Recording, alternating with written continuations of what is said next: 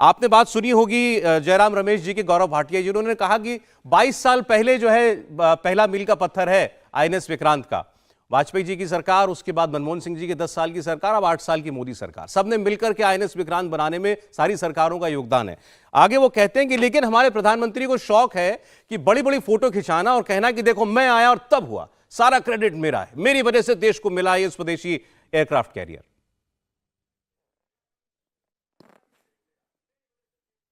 सौरभ जी, सबसे पहले तो आज एक खुशी का दिन है, हर भारतीय गौरवान्वित है और देश ने आज वो कर दिखाया है जो दिखाता है कि हम आत्मनिर्भर भी हैं और हम सशक्त भी हैं।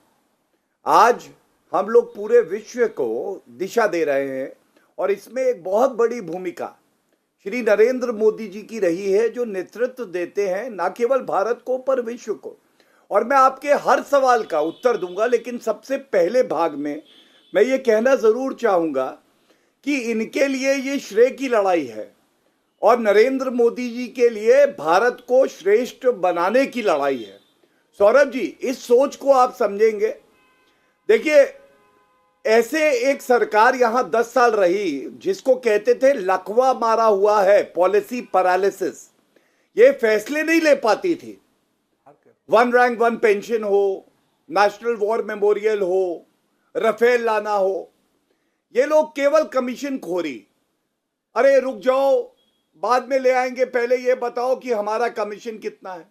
आप ये तो मानेंगे, आज जब आईएनएस विक्रांत की बात हो रही है, किस तरह से गर्व हो रहा था।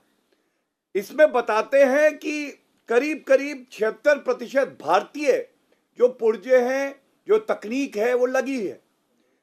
और सबसे बड़ी बात है, एके एंटनी जो तत्कालीन डिफेंस मिनिस्टर रहे, उनसे राफेल पे पूछा गया कि क्यों नहीं आया 10 साल, तो उन्होंने कहा हमारे पास रुपया नहीं है। 20,000 करोड़ की लागत से ये बन के तैयार हुआ है। सौरभ जी, देश की सुरक्षा और अखंडता की बात आएगी, ये सर्वोपरि है, रुपए की कमी नहीं होगी। और मैं कहता हूं आज का दिन जश्न मनाने का है। जो लोग रोंदू हैं, जिनको छाती पीटनी है, जिनको कमियां देखनी है, वो तो ये करेंगे ही करेंगे। उनको आज के लिए छोड़ दीजिए और गौरवान्वित होइए एक भारतीय होने। पूरे भारत को गर्व है, भारत ने बहुत बड़ी उपलब्धि आज हासिल की है। बिल्कुल ठीक आपने कहा, सबका सर जो है ऊंचा हुआ है। वो केवल ये पूछ रहे हैं कि इसमें वो जो 10 साल लगे बीच में मनमोहन सिंह जी की सरकार में, उस दौरान भी तो आईएनएस विक्रांत बन रहा था ना, तो उसकी भी गिनती है या नहीं, वो केवल इतना कह रहे हैं। हाँ, मैं बताता हूं। देखिए सौरभ जी, ऐसा है, जब आज देश के यशस्वी प्रधानमंत्री जी बोले, उन्होंने भारत की बात करी, हमारी वीर सेना की बात करी, हमारी आत्मनिर्भरता की बात करी, उन्होंने बताया किस तरह से आईएनएस विक्रांत से हमारी छाती 56 इंच की हो गई। किसी के लिए गलत भाव तो नहीं था ना। लेकिन जयराम रमेश का देखिए, उसके बाद ट्वीट आया सौरभ जी। इस ट्वीट में उन्होंने तुरंत कहा कि 2013 में एके एंटनी जी ने शुरुआत करी थी, इसकी क्या आवश्यकता थी। ठीक है, राहुल गांधी, प्रियंका वाड्रा गांधी एक ट्वीट करके मुबारकबाद दे सकते थे, ये भी कह सकते थे कि हम भी गौरवान्वित हुए हैं, एक अच्छा कार्य हुआ है देश में, हमारी सेना मजबूत हुई है। और भूलिएगा मत, मैं पुनः कहूंगा, 42 स्क्वाड्रन 33 पे आ गए और राफेल आए नहीं, क्योंकि ये लोग कमीशन खोरी करते रहे।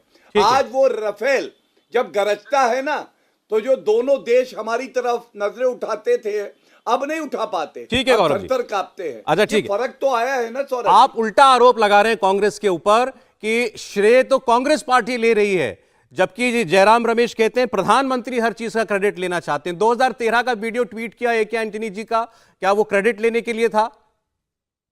रोहन जी, देखिए सौरभ जी, 70 साल में बनाया हुआ 8 साल में बेच खाने वालों से आप और क्या उम्मीद रख सकते हैं। जो जयराम जी ने कहा, और आप देखिए इनकी एक नीति रही है सह अस्तित्व, मतलब किसी को भी अच्छी चीज का क्रेडिट देना इनकी डीएनए में है ही नहीं, ये नहीं हो सकता है। आज जयराम जी ने एक ही बात कही कि ये पूरे किसी पार्टी का है, किसी सरकार की बात नहीं, ये पूरे देश के लिए गौरव की बात है। 17 से 22 साल का समय लगा है ये यहां तक हमको पहुंचने के लिए, तब मुझे नहीं लगता है कि क्रेडिट की गेम में जाना चाहिए। पर जिस प्रकार से ये एक बताया जाता है कि जैसे 2014 के बाद देश आजाद हुआ है अभी भाजपा के प्रवक्ता कह रहे थे, उन्होंने कहा कि हमने बहुत बड़े फैसले लिए। कौन से बड़े फैसले लिए? नोटबंदी का फैसला लिया, जीएसटी का फैसला लिया, काले कानून का फैसला लिया। ये सारे फैसले ऐसे हैं जो आपने देश के ऊपर थोपे और आज भी देश उसकी कीमत चुका रहा है। और जहां पे अच्छी चीजें जिसके कारण देश आगे बढ़ रहा है, हर भारतीय गौरवान्वित है, उसमें आपको वाजपेयी जी का नाम लेने में भी शर्म आती है। मुझे नहीं लगता कि इस प्रकार नहीं, यही तो बात है रोहन जी। देखिए एक सेकंड, यही बात है। वो गौरव भाटिया भी क्या कह रहे हैं, रोहन जी, गौरव भाटिया भी क्या कह रहे हैं? क्या प्रधानमंत्री ने ये कहा कि देखिए ये 2014 के बाद जो बनी है बीजेपी की सरकार, उसके काम का नतीजा आईएनएस विक्रांत?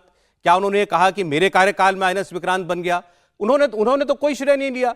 उन्होंने तो ये कहा हर भारतवासी के लिए गौरव का पल है आज का दिन, आज के दिन को याद रखा जाएगा। तो इसमें आपने याद दिलाया कि भाई 10 साल हमारे भी थे।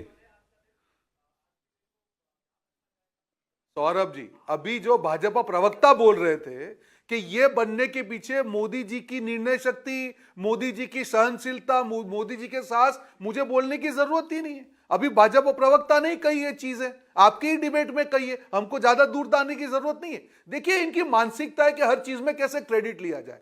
मैंने वापस मेरी चीज को दोहराना चाहूंगा सौरभ जी, जब देश बनता है, भारत निर्माण होता है, तब किसी एक व्यक्ति के कारण, एक सरकार के कारण नहीं होता है। सारे भारतीयों के मिलकर, सारी सरकारों की साझा एक मूवमेंट होती है, उसके कारण परिणाम आता है। पर यहां आप देखिए एक सरकार ऐसी है जिनका काम है सिर्फ फीते काटना। उनको मालूम है आगे की सरकारों ने बहुत काम किया है, आज 8 साल के बाद भी उसके फीते काटने का नसीब मिल रहा है, बिकॉज आगे ऐसी सरकारें थी। ये 8 साल से सिर्फ फीते ही काट रहे, इन्होंने अपना कुछ नहीं किया। याद दिलाइए रोहन जी, इन्होंने अपना, सरकार, मैं तो पूछ रहा हूं आपसे कि आप ये कह रहे हैं कि 8 साल में मोदी सरकार ने अपना कुछ नहीं किया जिसका फीता काटा है?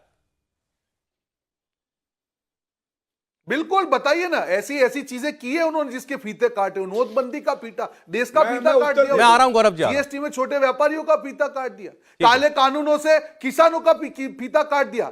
बताइए ना क्या हाल नहीं किया है। आज देश के जो अर्थतंत्र की बात, बेरोजगारों का फीता काट दिया उन्होंने, महिला सुरक्षा में फीता काट दिया। एक करके एक विषय एक बार में आपने 2 बातें कही। प्रधानमंत्री को श्रेय लेने की आदत है रोहन जी। नहीं सुनिए, मेरी बात को खत्म होने दीजिए। हाँ, मैं खत्म होने दीजिए मेरी बात को। 30 सेकंड। अच्छा, हर घर में जल, हर जल में नल और हर घर पे छल। आज 15 अगस्त से प्रधानमंत्री जी ने डेडलाइन दी थी 2022 की कि ये चीजें हम पूरी करेंगे। पंच प्राण, वो पंच प्राण पुराने तो पूरे हुए नहीं और आगे पंच प्राण की बात। इंडिया टीवी हर वक्त हर जगह डाउनलोड करने के लिए सर्च करें India TV news Google play store या ऐप स्टोर पर।